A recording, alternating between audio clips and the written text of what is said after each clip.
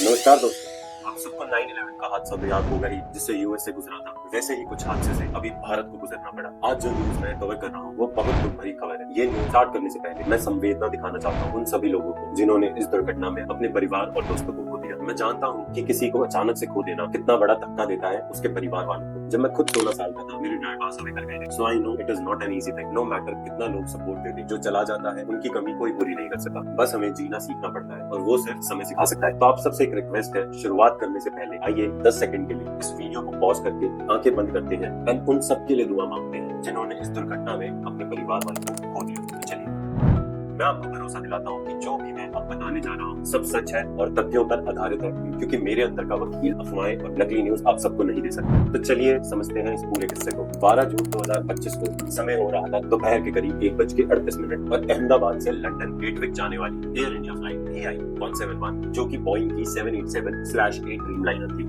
ये अहमदाबाद एयरपोर्ट से take off करती है। तकरीबन 30 सेकंड बाद प्लेन ने मेडे कॉल की और रेडार से फिर गायब हो गया। कुछ ही पलों में ये 787 ड्रीमलाइनर 645 फीट के एल्टीट्यूड को खोते हुए अहमदाबाद के मेघनी नगर के DJ मेडिकल कॉलेज के हॉस्टल में जाकर क्रैश कर दिया। प्लेन पर कुल 242 लोग सफर कर रहे थे, जिसमें 230 यात्री थे और 11 स्टाफ मेंबर्स। इस दुर्घटना में सिर्फ एक व्यक्ति ही जिंदा बच पाया, बाकी सब इस भयानक घटना में शहीद हो गए। बचने वाले की पहचान एक ब्रिटिश सिटीजन के रूप में हुई है, जो कि इंडियन ओरिजिन का है। प्लेन में लगभग 1.25 लाख लीटर जेट फ्यूल था, जिसकी वजह से भीषण आग लग गई और पैसेंजर्स और क्रू मेंबर्स की बचने की संभावना ना के बराबर थी। गांव वालों ने बताया कि क्रैश इतना जोर से था जैसे बॉम्ब फूटा हो। पूरी जमीन हिल उठी और कई मीटर दूर तक धुआं और आग की लपटें दिखाई दी। कुछ मेडिकल कॉलेजेस के स्टूडेंट और आसपास के वेंडर्स भी इस आग की चपेट में आ गए। ये घटना इतनी भयानक है कि इससे पिछले दशक का सबसे बड़ा सिविल एविएशन डिजास्टर कहा जा रहा है, जो कि 9/11 के बाद है। प्रधानमंत्री नरेंद्र मोदी ने इसको दिल दहलाने वाली त्रासदी बताई और अपनी संवेदना व्यक्त की। उन्होंने कहा कि अहमदाबाद में जो कुछ हुआ उसने सबको हिलाकर रख दिया है। वित्त मंत्री निर्मला सीतारमन और यूनियन मिनिस्टर पीयूष गोयल ने भी गहरा शोक व्यक्त किया और प्रभावित परिवारों के साथ सॉलिडारिटी दिखाई। एयर इंडिया के MD CEO कैम्पबेल विल्सन ने कहा, it's a very difficult day for us all. Airline ने तुरंत रिलीफ टीम्स तैनात कर दी थी वहाँ और वो प्रभावित परिवारों की सहायता में लगी। एयरलाइन ने वादा किया है कि इस क्रैश की तहकीकात में पूरी ट्रांसपेरेंसी हुई और पूरा सहयोग दिया जाएगा। कंपनी ने अनाउंस किया है कि जो लोग इस हादसे में अपने परिवार खो चुके हैं उनके परिवारों को 1 करोड़ रुपए तक का मुआवजा दिया जाएगा। सरकार ने भी आश्वासन दिया है कि वो घायलों को सबसे बेहतर इलाज मिलेगा और शोक में डूबे परिवारों को पूरी मदद की जाएगी। जांच तुरंत शुरू हो गई है। क्रैश साइट से फ्लाइट डाटा रिकॉर्डर और कॉकपिट वॉइस रिकॉर्डर यानी ब्लैक बॉक्सेस रिकवर कर ली गई, लेकिन अभी भारत के पास उन्हें डिकोड करने के लिए रिक्वायर्ड एडवांस टूल्स और एक्सपर्ट्स नहीं है। इसलिए बोइंग की एक टीम इन डेटा को US से ले जाने के लिए तैयार है, जहां डिटेल्ड फॉरेंसिक की जाएगी। DGCA,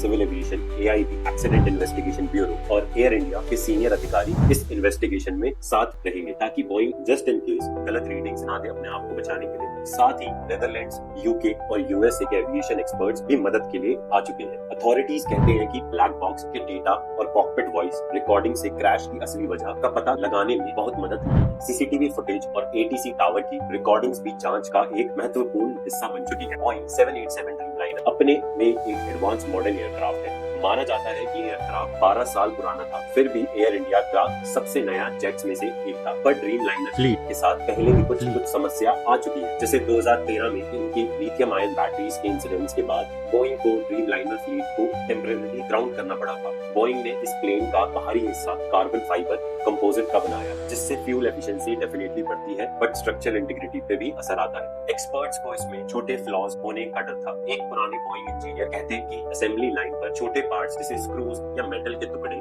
कभी-कभी प्लेन के अंदर ही रह जाते थे। यही छोटी foreign objects, debris, engine failure या इलेक्ट्रिकल मैलफंक्शन का कारण बन सकती है। टेक ऑफ के दौरान ये सब बहुत क्रिटिकल होता है। इस क्रैश के बाद सवाल उठ रहे हैं, क्या कहीं कुछ छुपाया गया है या जिसको आंसर पता है वो दे नहीं रहा है? क्या स्पीड या कॉस्ट के चलते क्वालिटी कंट्रोल के साथ सेक्रीफाइस किया गया? ये सब क्वेश्चंस इन्वेस्टिगेशन में उठ चुके हैं। अभी तक क्रैश का एग्जैक्ट कारण पक्का नहीं हुआ है, लेकिन प्रीलिमिनरी रिपोर्ट्स के मुताबिक पायलट ने टेक ऑफ के कुछ ही सेकंड्स बाद इंजन फेलियर का मेरे कॉल दे दिया था। मतलब एयरक्राफ्ट ने उड़ते ही पावर खो दी। बोइंग ने अपनी तरफ से बताया है कि we are actively working to gather more information. मतलब अभी भी वो लोग जरूरी जानकारी जमा ही कर रहे हैं। बोइंग के इंटरनल कम्युनिकेशन चीफ केली ऑटबैक ने बताया कि उनकी एक एक्सपर्ट टीम इन्वेस्टिगेशन में मदद के लिए इंडिया पहुंच चुकी है। उन्होंने ये भी कंफर्म किया कि ये बोइंग 787 ड्रीमलाइनर मॉडल का पहला क्रैश क्रैश, पर पहले भी बोइंग के दूसरी फ्लीट्स में क्रैशेस देखने को मिले, जैसे 2019 में, 2014 में और भी कई सारे समय में अलग अलग कंट्रीज में। तो मेयर कह देना ये इस फ्लीट का पहला क्रैश है, आपको लाइबिलिटी से बचाता नहीं है। इस दुर्घटना में सिर्फ एक व्यक्ति चमत्कारी रूप से जिंदा बच पाया। कहते हैं ना, जहाँ तो राकेश साईं मार सके ना कोई बाल लगा कर सके जो जगते हैं। इस दुर्घटना में 40 साल के विश्वास कुमार रमेश, जो वैसे तो गुजराती ओरिजिन के हैं बट वो अभी ब्रिटिश नागरिक हैं, उनको सर और दोनों पैरों में गहरी चोट आई, पर एड्रेनलिन के चलते हुए वो भागते हुए आ गए क्रैश साइट से। जैसे आप सबने देखा होगा कि माएं गाड़ियां उठा देती हैं अपने बच्चों को बचाने के लिए। इवन सोल्जर्स को एड्रेनलिन दिया जाता है जब उनको गोली लगती है और वो जोर से लड़ते हैं ताकि वो बेहोश ना हो सके। वैसे ही उनको सर और दोनों पैरों पे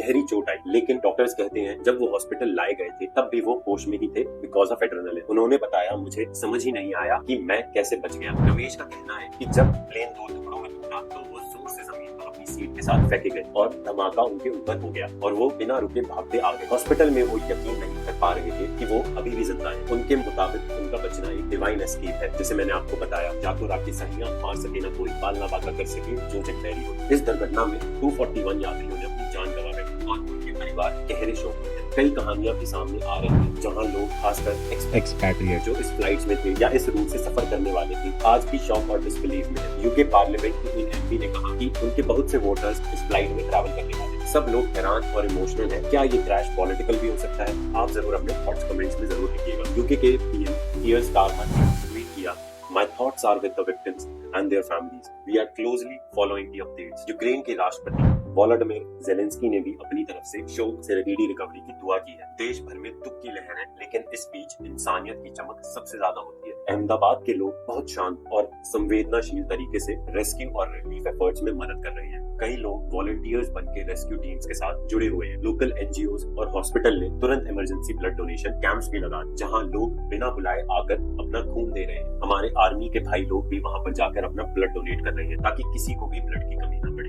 इवन लंदन में भारतीय समुदाय ने मंदिरों में स्पेशल प्रेयर सेशंस रखे, जहां सब ने मिलकर प्रार्थना की जो लोग इस हादसे में अपनी जान गंवा दी है उनकी आत्मा को शांति मिले। सोशल मीडिया पर #PrayForAhmedabad के साथ लोग सॉलिडारिटी और अपना दुख व्यक्त कर रहे हैं और दुनिया भर से प्यार भरे संदेश भेज रहे हैं। निष्कर्ष ये है कि एयर इंडिया फ्लाइट 171 का ये क्रैश एविएशन इतिहास का सबसे बड़ा हार्ट ब्रेकिंग और पेनफुल डिजास्टर बन चुका है। जांच एजेंसीज जैसे DGCA, AAI और अंतर्राष्ट्रीय टीम्स ब्लैक बॉक्स डेटा, विमान के स्ट्रक्चर एनालिसिस और अन्य टेक्निकल रिकॉर्ड्स की मदद से असल में क्या हुआ जांच पड़ताल कर रहे हैं। पूरा सच सामने आने में वक्त जरूर लगेगा, लेकिन एक तसल्ली की बात है कि रेस्क्यू ऑपरेशन बहुत तेजी से किया जा रहा है। जब भी दुनिया अपने लोएस्ट पॉइंट पर होती है तब होप एंड ह्यूमैनिटी सबका सपोर्ट बनती है। मिलते हैं अगली वीडियो में विद मोर अपडेट्स। कृपया अपने का ख्याल रखिए, सारे गिले शिकवे को भुला दीजिए, क्योंकि यह जिंदगी बहुत छोटी है, बाहों को शायद पता नहीं कब खत्म हो जाए। तो कृपया एक दूसरे का सहारा बनिए और तब तक के लिए जय